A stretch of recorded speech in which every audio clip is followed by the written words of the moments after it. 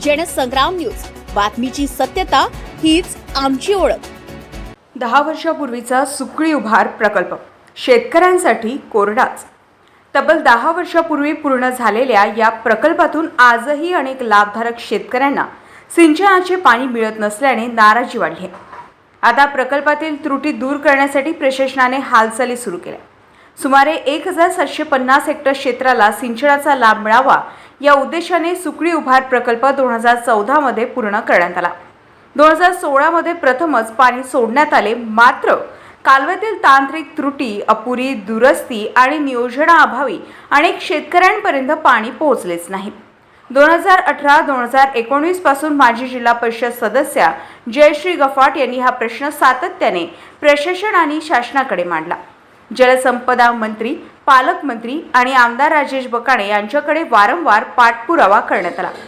त्यानंतर कालव्याच्या दुरुस्तीची कामे झाली, मात्र तीही अपुरी ठरल्याचा आरोप शेतकऱ्यांनी केला। यानंतर भाजपचे माजी जिल्हाध्यक्ष सुनील गफाट यांनी आमदार राजेश बकाणे यांच्याकडे हा विषय मांडला। आमदारांनी संबंधित अधिकाऱ्यांची बैठक घेऊन प्रत्यक्ष पाहणीचे आदेश दिले। त्यानुसार आंजी, पुलई, कामठी, पवणूर, नरसुला, बेलगाव, पेठ आणि बोरगाव सावली परिसरातील डावा व उजवा कालवा मिळून सुमारे 26 किलोमीटरची पाहणी करण्यात आली। पाहणी दरम्यान शेतकऱ्यांनी अपुरे पाणी, कालव्याची दुरावस्था आणि सिंचन व्यवस्थेतील त्रुटी अधिकाऱ्यांसमोर मांडल्या। आता आवश्यक दुरुस्तीचा सविस्तर प्रस्ताव शासनाकडे पाठवण्यात येणार असून त्यासाठी आमदार राजेश बकाणे पाठपुरावा करणार आहे। सुकळी उभार प्रकल्पाच्या कार्यक्षेत्रातील प्रत्येक शेतकऱ्यांपर्यंत 100% सिंचनाचे पाणी पोहोचावे यासाठी प्रयत्न सुरू असल्याची माहिती सुनील गफाट यांनी दिली।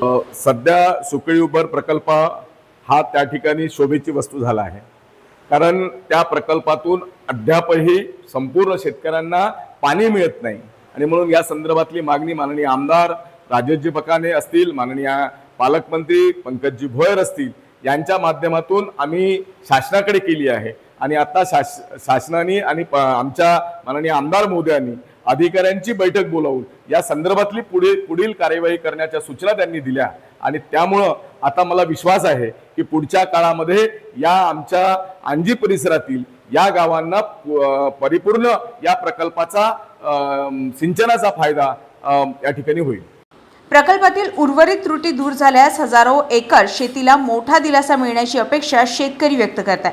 पलाश उमाटे, जनसंग्राम न्यूज, वर्धा।